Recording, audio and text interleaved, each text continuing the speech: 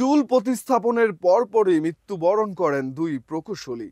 চিকিৎসকের বিরুদ্ধে গুরুতর অভিযোগ উঠলেও তিনি ছিলেন পলাতক।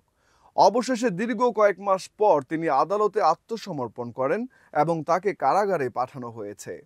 ঘটনাটি ঘটেছে ভারতের উত্তরপ্রদেশে কানপুরে। নিহত দুই প্রকৌশলী হলেন বিনীত কুমার দুবে ও প্রমোদ কাটিয়ার। গত মার্চে এই দুইজন একটি হেয়ার ট্রান্সপ্লান্ট ক্লিনিকে অস্ত্রোপচার করেন। অভিযোগ, অস্ত্রোপচারের ৪৮ ঘন্টার মধ্যেই তারা মৃত্যুবরণ করেন। অভিযুক্ত চিকিৎসক ডেন্টিস্ট অনুষ্কা তেওয়ারি নিজেই এই অপারেশন করেছিলেন, অথচ এই পদ্ধতি তার চিকিৎসার বিষয় নয়। নিহত বিনীত কুমারের স্ত্রী জয়া ত্রিপাঠী জানান, ১৩ই মার্চ তার স্বামীর অস্ত্রোপচার হয়। পরদিন ১৪ই মার্চ জানানো হয় তার স্বামীর মুখ ফুলে গেছে। এরপর তিনি চিকিৎসকের সঙ্গে যোগাযোগ করার চেষ্টা করলেও কোনো সাড়া পাননি।